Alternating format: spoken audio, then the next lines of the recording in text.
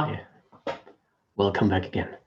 I'm happy you can make it today because I want to talk about something that comes up again and again when I talk to people, and that's how to begin on a task and even which task to pick.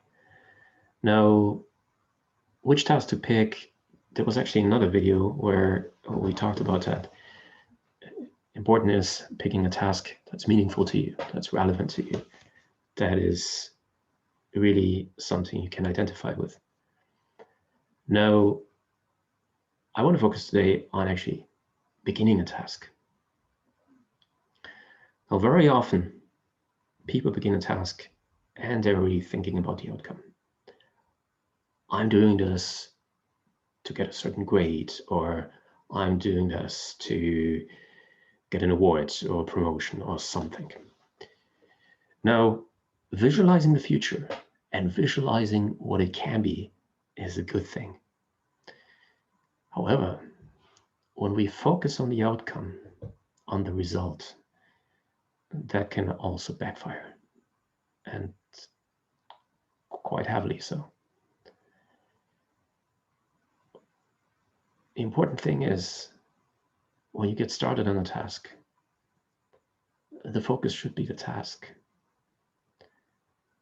And the focus should be on also enjoying the task, seeing meaning in the task, relevance.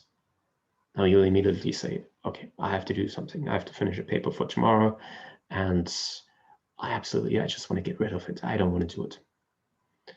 Now, of course, you have a choice to say, okay, I'm just going to push through it and just set the word counter. And once I'm up to 5,000 words, 1,000, 10,000, 500, whatever your fancy is, then you say, okay, then it's enough. That's probably not going to be very good unless you're writing about something that is meaningful to you, that is important to you. And you'd be surprised how many things can be meaningful, how many things can be important to you if you look at the little things, if you look at it from a different angle, a different perspective. It could be a paper on, let's say, a flower, or you're working in a law office and it's a case summary. Well, it might only seem like a case summary, but at least there could be something to be learned from it. Or if the legal profession is what you want to do in the future, well, there will be something in it which you can use in the future, which helps you in your career. But it means actually engaging with it. It means if you see something and you say, okay, this doesn't make sense to me, to maybe look it up, to learn from it, to see it as an educational opportunity. Well, I know that sounds pretty flat, and a lot of people say, okay, this is an educational opportunity. But I really mean it, to see it this way. Because, the alternative is you're going to waste your time. And time is precious. You could be sitting there and saying, okay, in those 6 hours when I was writing that, I just did it to get it done, over with. Well, then for 6 hours you were kind of like a machine, but not a human being. So it could help to say, okay, those 6 hours I learned something. And you'll be surprised whenever you do something, there's something, at least you can learn from it, or a new perspective you have, or something new you see in it.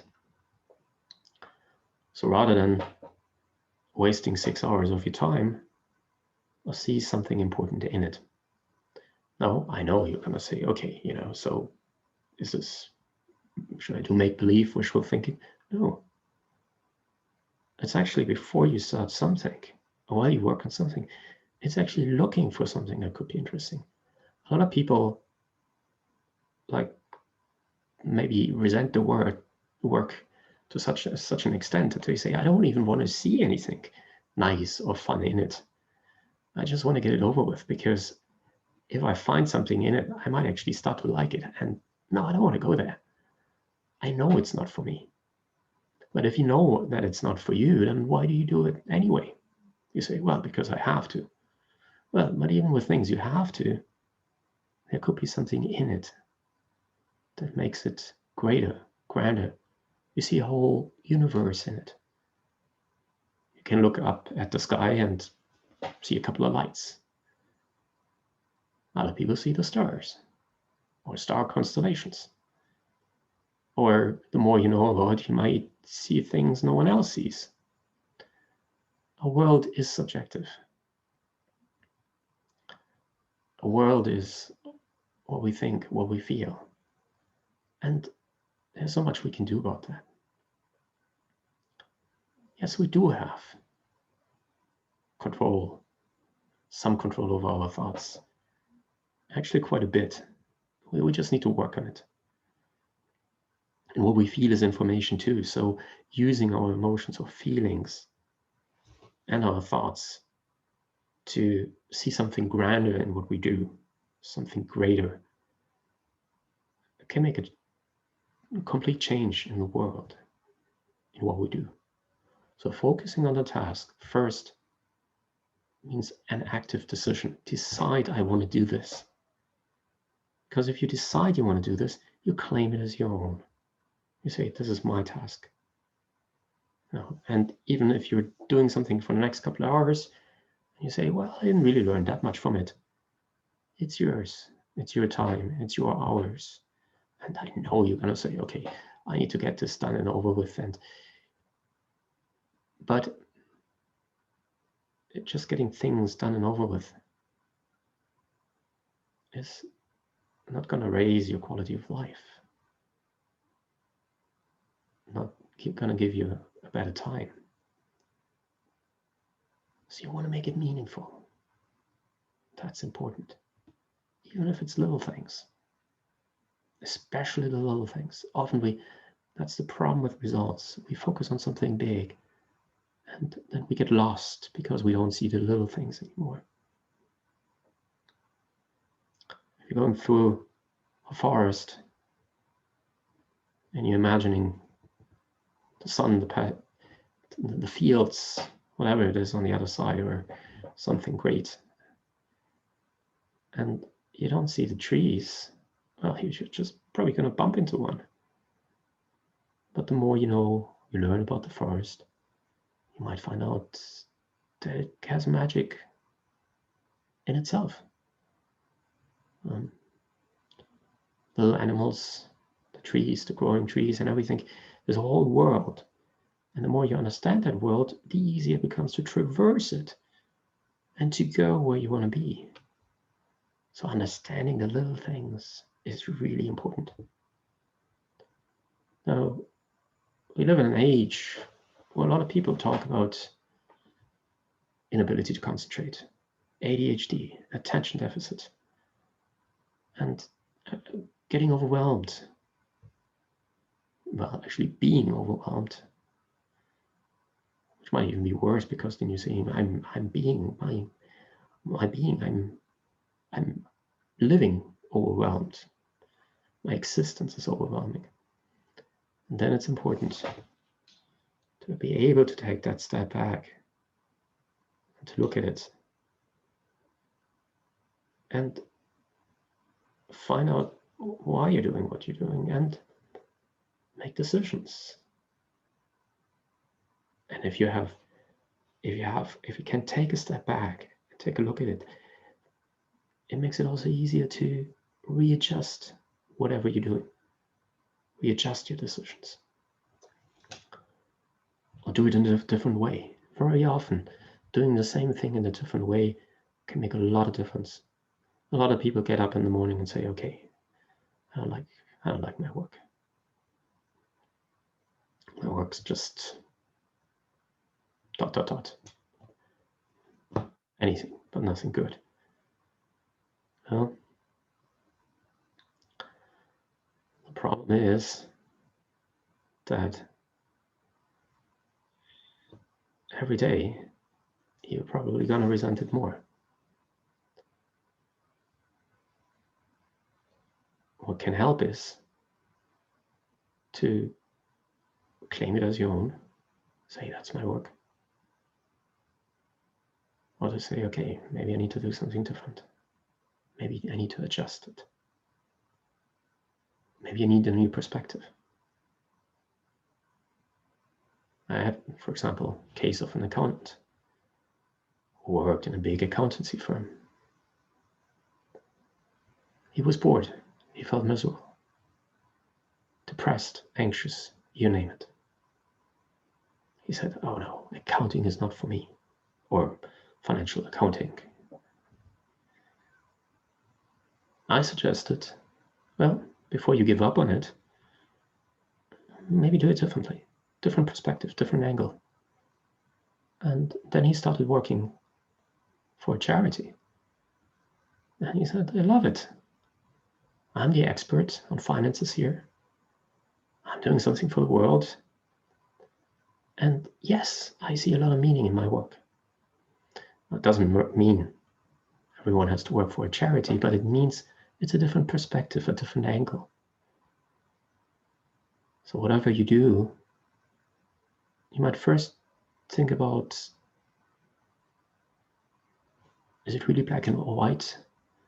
Was it possible with a new perspective and a new angle to raise my motivation and the meaning I see in it? And the little things. No, we talked about beginning something. When you begin something, you don't just leap from A to B and it's over. If you resent doing it, and of course, but what if you see that it actually consists of a whole universe of little things? And those little things can make it so interesting. So if you write something, if you work on something, if you work with your hands on something,